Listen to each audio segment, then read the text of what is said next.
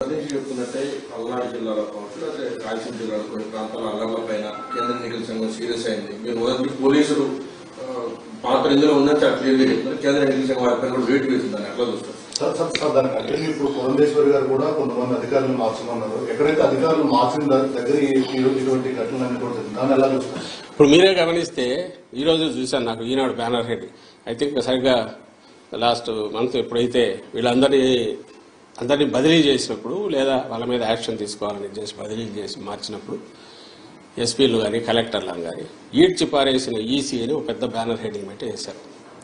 ఆ రోజు నుంచి చెప్తున్నాం, ఈ పురంధేశ్వరం ఇంకోరు మాకు ఇదిగో ఈ కంప్లైంట్లు ఉన్నాయని అపోజిషన్ రాయడంలో తప్పేం లేదు. కానీ ఎవరిని పెట్టాలని కూడా వాళ్ళే సజెస్ట్ చేశారు. ఎప్పుడైతే కూటమి ఫామ్ అయిందో అప్పుడే చంద్రబాబు నాయుడు గారికి ఫ్రీ హ్యాండ్ ఇచ్చినారేమో అని అనిపిస్తుంది పైన నుంచి.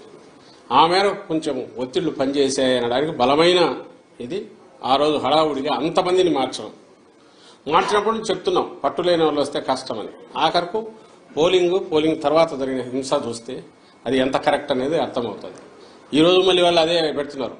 పాయింట్ వచ్చి ఎక్కడైతే అధికారులు ఉన్న అధికారులను వాళ్ళు కదిలించి రకరకాల కారణాలు చూపి చేయించుకున్నారో అక్కడే ఇవి జరగడం అంటే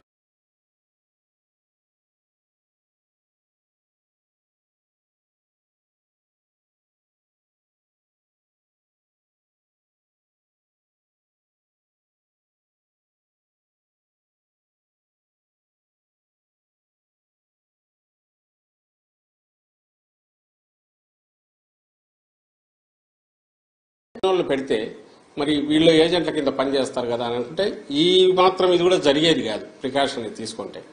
కానీ అట్లీస్ట్ ఇప్పటికైనా మేలు. ఇప్పుడు రియలైజ్ కావాల్సింది కానీ ప్రజలు కూడా గమనించాల్సింది ఏంటంటే ఆ రోజు అధికారులు తప్పించి ఎవరైతే తెచ్చుకున్నారో వీళ్ళుండగా జరగడం అంటే అది ఈసీ ఫెయిల్యూరు ప్లస్ టీడీపీ కుట్రపూరితంగా చేసింది అని రెండైతే అవగాహన అర్థమవుతుంది కదా.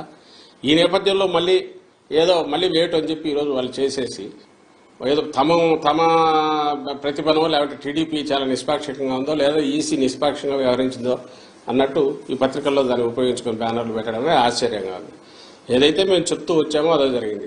వైఎస్ఆర్ కాంగ్రెస్ పార్టీ మళ్ళీ చెప్తున్నాం, జగన్మోహన్ రెడ్డి గారు కానీ మా పార్టీ కానీ ఎట్టి పరిస్థితుల్లోనూ ప్రజలములో మమేకమై ప్రజల ఆకాంక్షలకు తగినట్టు ప్రజలకు దీనికి తగినట్టు చేసి తద్వారా బ్లెస్సింగ్స్ తీసుకొని మళ్ళీ పాలనలో కొనసాగాలనుకుంటారు తప్ప ఇట్లా అడ్డగోలుగా వ్యవస్థల్లో దూరో ఎవరినో ఎస్పీలను పెట్టుకునో ముగ్గురు కలెక్టర్లను పెట్టుకునో దాని ద్వారా ఎన్నికలు మేనేజ్ చేసి రిజల్ట్స్ ఏవో వస్తాయి అనుకోను ఇప్పుడు కూడా రాస్తున్నాడు ఆయన.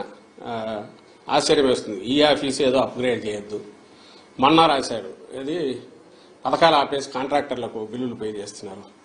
అసలు ఏమనుకుంటాడో అర్థం కావట్లేదు చంద్రబాబు నాయుడు. అధికారం లేక ఆల్రెడీ వచ్చేసాను అనుకుంటున్నాడు. మధ్యలో 5 ఏళ్ళు గ్యాప్ వచ్చినా కూడా తనకుగా ఇది దిగినట్లేదు. ఇది కూడా ఈ ఆఫీస్ ఇదేమో పంచాయతీ ఆఫీసా? స్టేట్ గవర్నమెంట్ అంటే పంచాయతీ ఆఫీసు ఇంకో దగ్గర ఎక్కడ మారుమూల తెలియని దీంట్లో ఏ కనెక్టివిటీ లేని చోట ఏదైనా ఫైళ్లు తారుమారు అది అనుకోవచ్చు. ఒక స్టేట్ గవర్నమెంట్ అనేది అది ఎవరైనా ఉండొచ్చు. రికార్డులన్నీ మాయమైపోతున్నాయి. ఈ ఆఫీస్ అప్గ్రేడ్ చేయొద్దు అంటే ఏదో ఈయన వచ్చేస్తున్న ఇంప్రెషన్ ఇస్తా స్టేట్మెంట్లు ఇవ్వడము లేదా గవర్నర్కి అందరికి లెటర్లు రాయడము. ఏమాత్రం ఆయన ధోరణి మారలేదు ఈ ఎన్నికలు అయిపోయిన తర్వాత కూడా అనేది అర్థమవుతుంది.